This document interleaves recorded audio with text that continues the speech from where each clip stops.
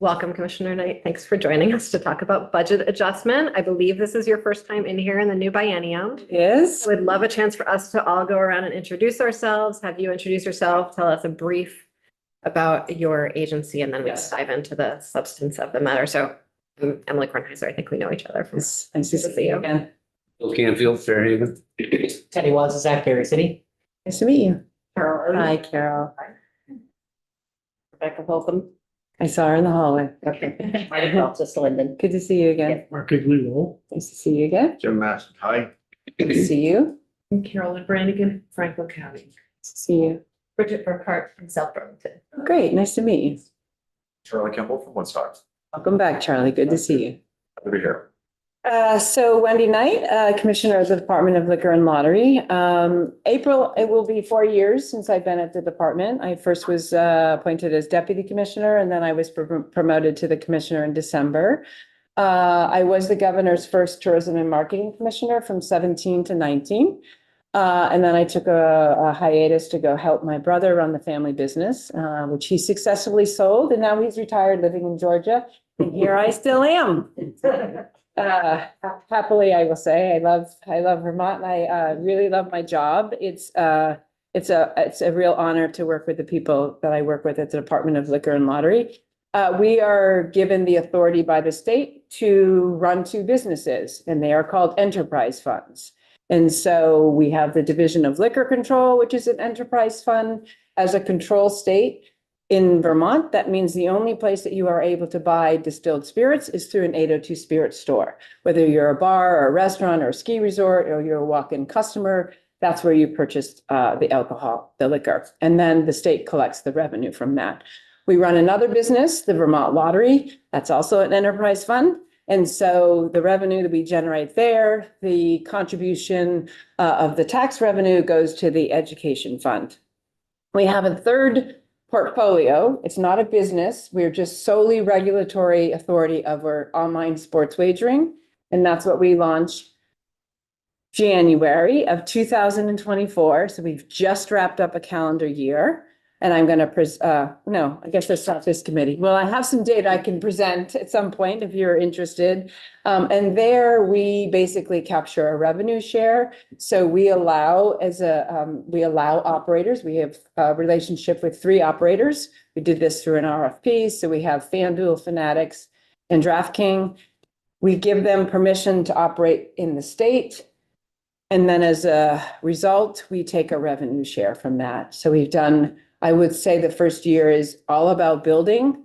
We will start to have comparative data now that we get into January, right? January 11th is when we launch. So all the data that you will see on 2024 is really just the benchmark. It's developing the responsible gaming resources. It's really seeing cyclically how the revenue goes. So happy to talk more about that. So that's kind of in general, the department. It's a very interesting department in that we not only do we run businesses and generate money for the state, but we also have a dual mission. One is that commerce, generating revenue. The other is public safety and making sure that we're doing it in a responsible way. We have 14 law enforcement officers and make sure that the liquor and lottery rules and regulations are being followed, right? So that's a huge component of what we do in terms of our mission. This is public safety, and we promote the responsible sale, consumption, and gaming. So that's a huge part of what we do.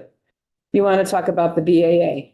Yes, please. And would love to have you either in another time to go, especially into how the sports wagering is going so far, or if we have time today. I sort of doubt we'll have time today, but Yeah. No problem. Happy to come in anytime and talk about sports wagering or our new policy priority, which is online lottery. So we'll save some time for that. Thank you. I would love to come back in. Okay, so I will start by saying apparently the state, we've carried a deficit on the liquor control fund for before 2017. So it goes up and down depending on what happens the following year.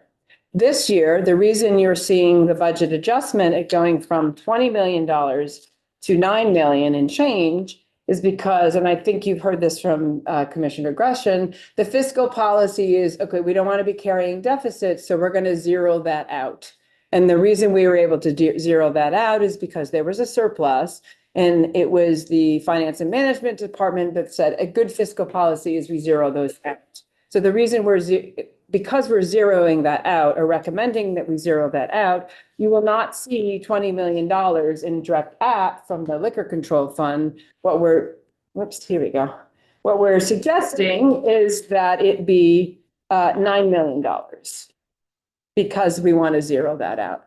So the way I understand it, I was not at the department during 17 or pre-17, there's a couple of factors. Mostly, as I understand my finance director, is that the long-term liabilities, the pension and the other post-employment benefits, there was a change in the General Accounting Standards Board in 2018. And because of that, there was a change in how the departments needed to set aside the long-term liabilities. That is contributing to the deficit.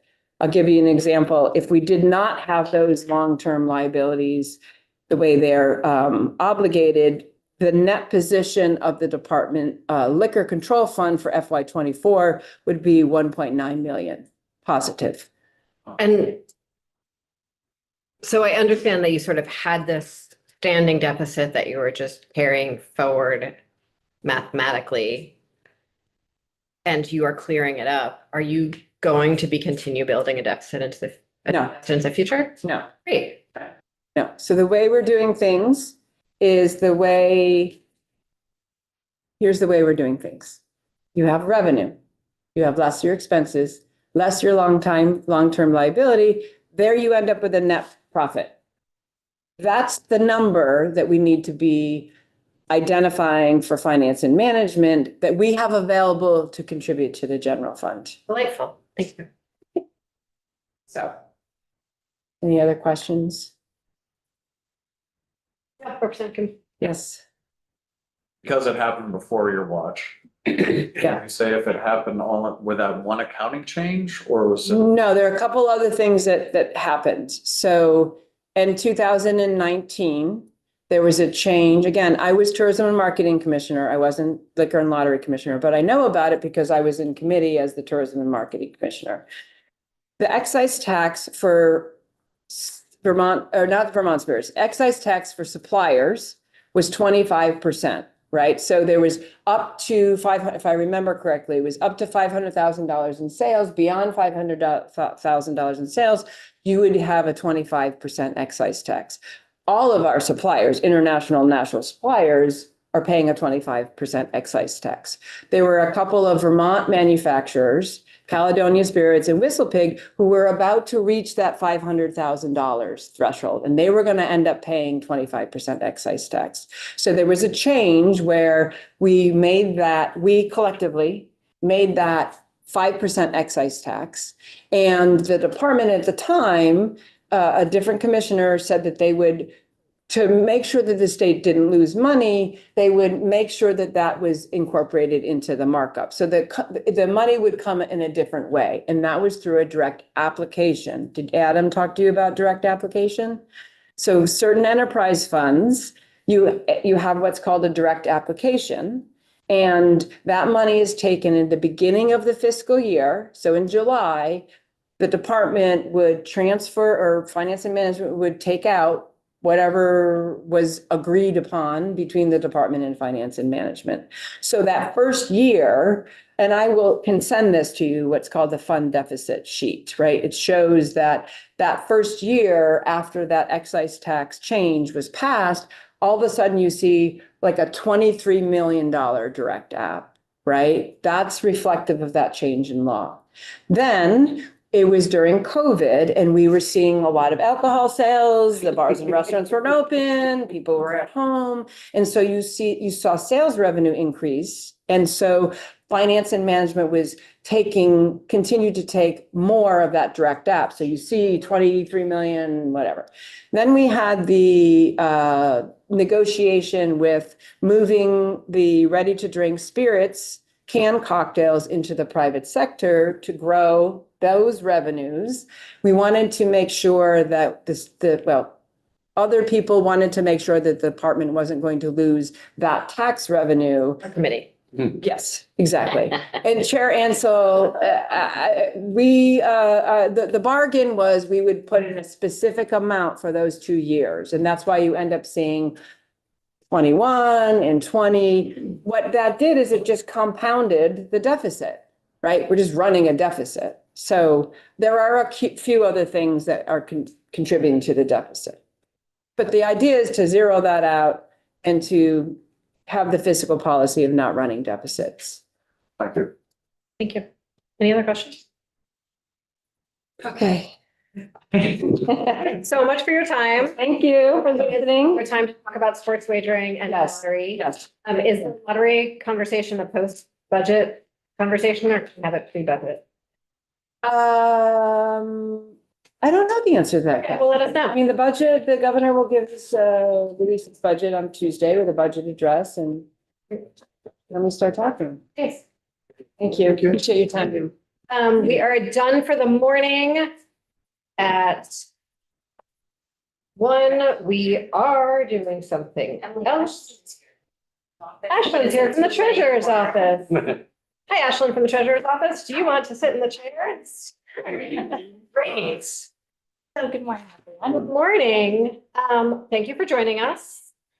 We have been introducing ourselves all around the table every time someone new comes in, and I feel like we don't have all that much time and want to appreciate your fast time. So thank you so much for joining us.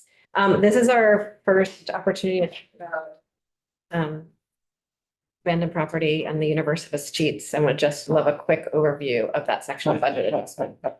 Sure. I'm going to caveat by saying that Saoirse and I have been emailing back and forth while I've been walking through the building. So I'm just going to go for it and hopefully answer your questions. Will you say who you are first? Yes, Ashlyn Doyon, Director of Policy in the State Treasurer's Office. I believe you have a $4.4 million item in the BAA for a budget adjustment. This is what we call the unclaimed property general fund transfer. Unclaimed property is basically abandoned financial property that entities are required to escheat to the state of Vermont, where we house it in the treasurer's office and make every effort to return it to its rightful owners throughout Vermont. You all have been doing an extraordinary job returning that money. Thank you. We returned over 19,000 properties totaling almost $6 million last year. And we are on pace in the first half of FY25 with 17,000 properties. We're going to blow that record out of the water. So each year, we receive a certain amount of money from the entities that escheat the abandoned properties. Last year, it was just over $18 million in FY24. We received the majority of our receipts in May, and there is a formula in place. I believe it's either 50 or 55% of that money comes to the general fund, and the other amount of money is retained for administrative purposes. So the unclaimed property program is self-sustaining. It doesn't require a general fund appropriation. Every year in the spring, we provide that general fund transfer amount to finance and management for inclusion in the budget. This year, 1, we had a very large amount escheated to us. 2, with just the Like a one-time large amount? Well, just every year that amount is growing Okay. because there's a greater number of properties that are becoming abandoned. Also with like sort of the advent of digital banking and other sorts of digital financial products, I hypothesize that it's easier to lose track of your money, even though those things can be more convenient. So we did not arrive at those transfer numbers as quickly this year as we normally do. my understanding from texting with folks in my office in the past few minutes is that we sent that number over to finance and management to adjust the transfer amount, but things just didn't make it in time. And so you now have it in the BAA, but this is a normal process that happens every year. There's a certain amount of money that comes to the general fund from unclaimed property. And there usually is a true up in the BAA. It's not always for this amount, but that's just what it so happens to be this year. Thank you very much. I appreciate it. Any questions? Yeah. Okay. Thank you so much for joining us. We are done for the day at 1 o'clock. We are going somewhere. 1:30. 1:30. We have a joint hearing to hear from the administration and a whole bunch of other folks from the administration about what a foundation formula looks like as one path to structuring our education system. And we will be doing that in the pavilion so that we can all sit around a table together. 70 or 267, it's on the agenda. It's just one of those rooms in the Warren of the second floor. Right. And is this going to be the administration's? This is not, no, this is giving us, we have, the Agency of Education has a few consultants that are working with them, and they're going to give us sort of an overview of how other states do this kind of thing. Is there a list of the consultants they're working with? There, it's all on It's the on there. agenda. Thank you. APA.